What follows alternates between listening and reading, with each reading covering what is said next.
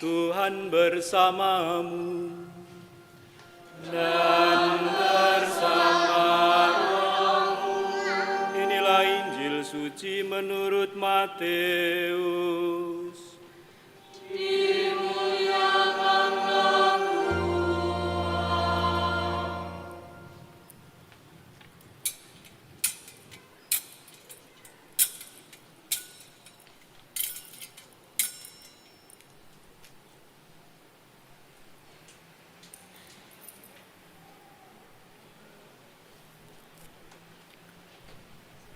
Sekali peristiwa, orang-orang Farisi berunding bagaimana mereka dapat menjerat Yesus dengan suatu pertanyaan. Mereka menyuruh murid-murid mereka bersama orang-orang Herodian bertanya kepada Yesus, "Guru, kami tahu Engkau adalah seorang yang jujur dan dengan jujur mengajarkan jalan Allah, dan Engkau tidak takut kepada siapapun juga, sebab Engkau tidak mencari muka. Katakanlah kepada kami pendapatmu, bolehkah membayar pajak kepada Kaisar atau tidak?" Tetapi Yesus mengetahui kejahatan hati mereka, maka Ia lalu berkata, "Mengapa kamu mencobai Aku, hai orang-orang munafik? Tunjukkanlah kepadaku mata uang untuk pajak itu." Mereka membawa suatu dinar kepada Yesus. Maka Yesus bertanya kepada mereka, "Gambar dan tulisan siapakah ini?" Jawab mereka, "Gambar dan tulisan Kaisar." Lalu kata Yesus kepada mereka, "Berikanlah kepada Kaisar apa yang wajib kamu berikan kepada Kaisar, dan kepada Allah apa yang wajib kamu berikan kepada Allah." Demikianlah Injil Tuhan. Terpujilah Kristus.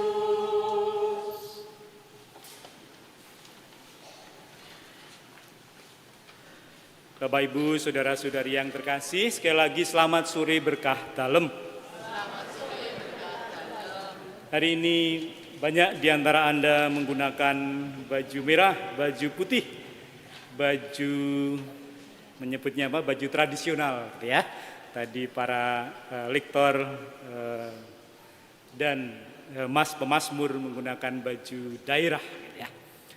Bapak, Ibu, saudara-saudari yang terkasih, hari-hari ini barangkali tenaga dari Bapak Ibu, terlebih Bapak Ibu yang tinggal di perumahan, di perkampungan, di rumah-rumah, tapi juga mungkin juga di tempat-tempat kos bagi teman-teman muda yang ngekos di Jogja, akan terkuras dengan suasana 17-an.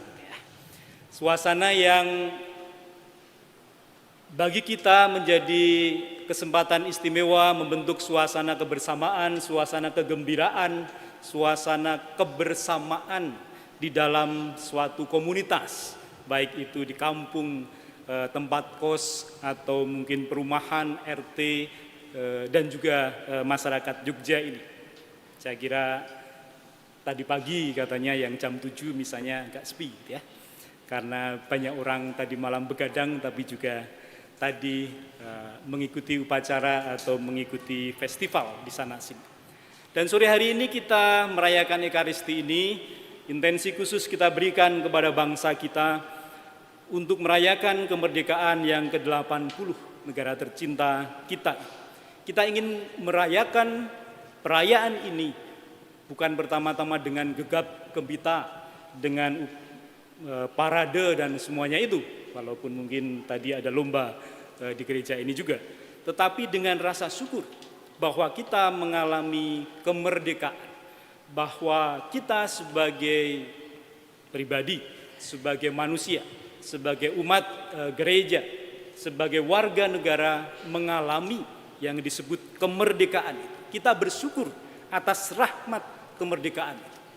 Dan itulah sikap dasar yang perlu kita terus bangun sebagai pribadi, karena dengan kemerdekaan itu martabat kita sebagai manusia itu dihormati. martabat kita diangkat, bahkan kita dilindungi. Ada pihak yang melindungi kita bila diri kita, apalagi martabat kita, direndahkan. Dan kemerdekaan yang sejati pula yang dalam iman gereja, dalam ajaran kita sebagai umat Katolik juga menjadi hal yang sentral. Dalam iman kita, kemerdekaan itu kita tempatkan di dasar iman kita. Karena kedatangan Sang Juru Selamat itu membebaskan kita. Membebaskan kita dari belenggu maut, dari belenggu dosa, dan oleh karena Sang Juru Selamat itu kita merdeka. Kita menjadi bernilai kembali di hadapan Allah. Maka kemerdekaan itu perlu kita telusuri sampai ke kedalamannya, sehingga kita sungguh sampai pada tingkat syukur bahwa kita merdeka. Banyak orang, banyak pihak, negara, kelompok yang merindukan dan terus mengusahakan kemerdekaan itu. Maka Bapak Uskup kita, Monsinyur Rubiatmoko, pada perayaan ke-80 kemerdekaan bangsa ini membuat surat gembala. Tidak akan saya bacakan secara utuh, tetapi ada beberapa poin penting yang disampaikan oleh Monsinyur Rubiatmoko dalam surat gembala yang beliau beri judul "Satukan Langkah Semakin Katolik dan Semakin Apostolik Demi Indonesia Maju". Pertama-tama, kita diajak untuk bersyukur atas rahmat kemerdekaan itu. Lalu kita bersama-sama sebagai umat Katolik, khususnya umat di Keuskupan Agung Semarang, diajak untuk mempertahankan dan mengisi kemerdekaan dengan terus menumbuhkan kesatuan, serta bersama-sama mengusahakan kedaulatan, baik itu kedaulatan ekonomi, kedaulatan politik, maupun kedaulatan budaya. Dua hal itu, mempertahankan dan mengisi kemerdekaan dengan menumbuhkan kesatuan dan mengusahakan kedaulatan.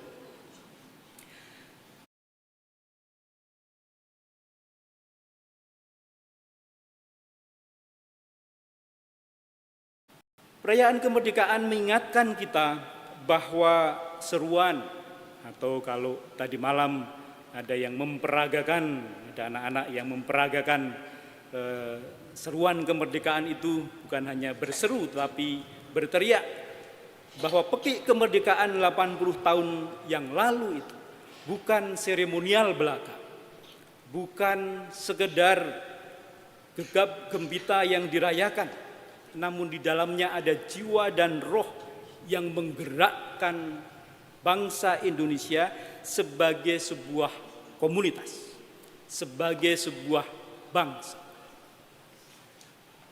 Kita adalah komunitas, bukan pribadi-pribadi yang berjuang bagi diri sendiri, untuk kepentingan diri sendiri atau kelompok-kelompok kita.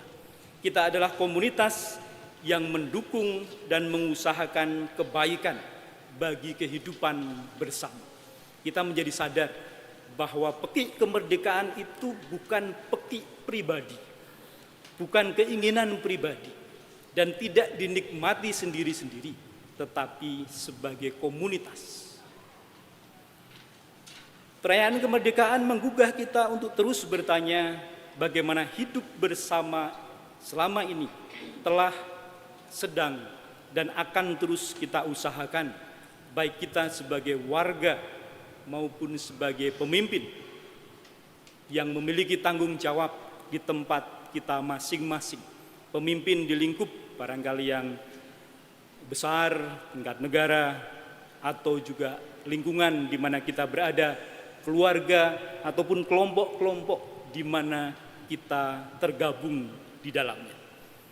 Sebagai anggota komunitas, sikap dasar yang perlu menggerakkan kita dalam hidup bersama, kalau saya menelusuri seruan dari Paus kita, baik Paus Fransiskus maupun Paus Leo ke-14, sudah sejak awal Paus Leo mengatakan hal yang mendasar. Paus Fransiskus menyatakan bahwa yang perlu menggerakkan kita dalam hidup bersama, terlebih bagi para pemimpin adalah mendengarkan. Sikap pertama yang ditumbuhkan adalah mendengarkan, kata Paus Fransiskus. Kesungguhan untuk mendengarkan pribadi-pribadi, orang-orang di sekeliling kita, situasi yang terjadi di sekeliling kita. Dan itu, dengan mendengarkan sebaik-baiknya itu, akan menggerakkan kita untuk bertindak dengan penuh cinta kasih. Ini seruan oleh Paus Leo ke-14 waktu beliau dilantik. Bertindak tetapi dengan cinta kasih. Mendengarkan adalah sikap dasar setiap orang yang sungguh ingin berbuat baik bagi sesama. Mendengarkan itu artinya kita membuka diri bagi yang lain untuk hadir sungguh. Kita sungguh hadir bagi orang lain. Kita mendengarkan apa yang sedang terjadi, situasi yang sedang terjadi. Tidak menyaringnya melalui kategori atau pola pikir kita. Tidak memberi standar tertentu, dan standarnya adalah diri kita sendiri. Sikap dasar ini berarti menerima yang lain, memahami situasi dengan sepenuh hati. Kita tahu mengapa justru menjelang peringatan kemerdekaan beberapa hari yang lalu, masyarakat di tempat-tempat tertentu, kita bisa mendukung, tertawa, tersenyum gitu ya, menggoda teman kita yang berasal dari satu tempat. Kenapa mereka marah mendatangi atau menggeruduk pemimpin mereka? Bukan pertama-tama marah ya, tetapi karena pemimpin itu tidak mau mendengarkan rakyatnya.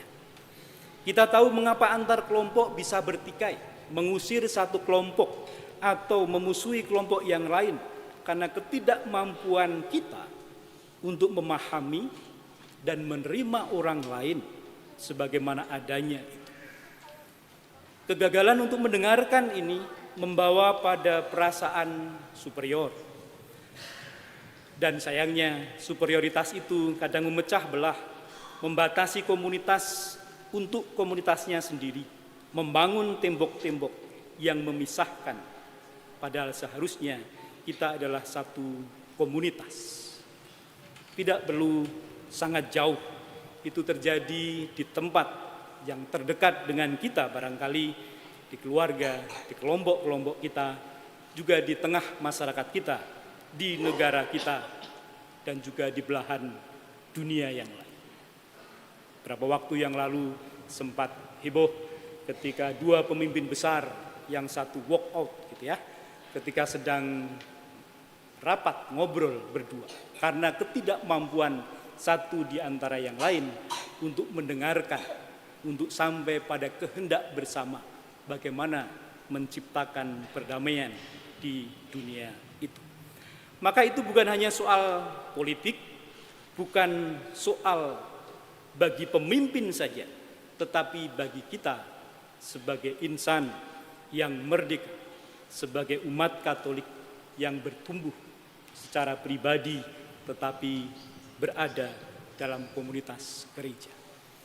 Kepemimpinan atau politik gitu ya, baik besar maupun kecil, dimulai dengan mendengarkan, memosisikan yang lain setara dengan kita, mencapai satu dialog yang akhirnya kehendak bersama untuk membangun kebaikan bersama itu bermuara.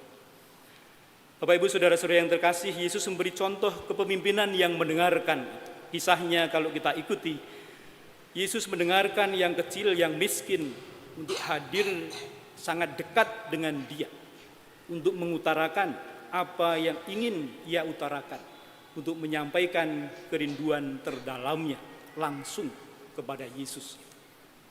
Mendengarkan akhirnya menggerakkan Yesus untuk bertindak dengan cinta kasih. Kita mohon rahmat bagi diri kita, bagi orang-orang sekeliling kita, bagi para pemimpin bangsa ini, untuk mau mendengarkan, mencapai dialog yang akhirnya menumbuhkan tindakan bersama untuk membangun kebaikan bersama itu. Persis seperti yang diserukan oleh Rasul Paulus, bahwa satu di antara yang lain harus melayani oleh kasih atau di dalam kasih, atau oleh Rasul Petrus tadi kita dengarkan pada bacaan yang kedua, kita hidup sebagai hamba yang mengasihi saudara-saudara kita, takut akan Allah sendiri. Kita mohon rahmat, untuk itu kita hening sejenak.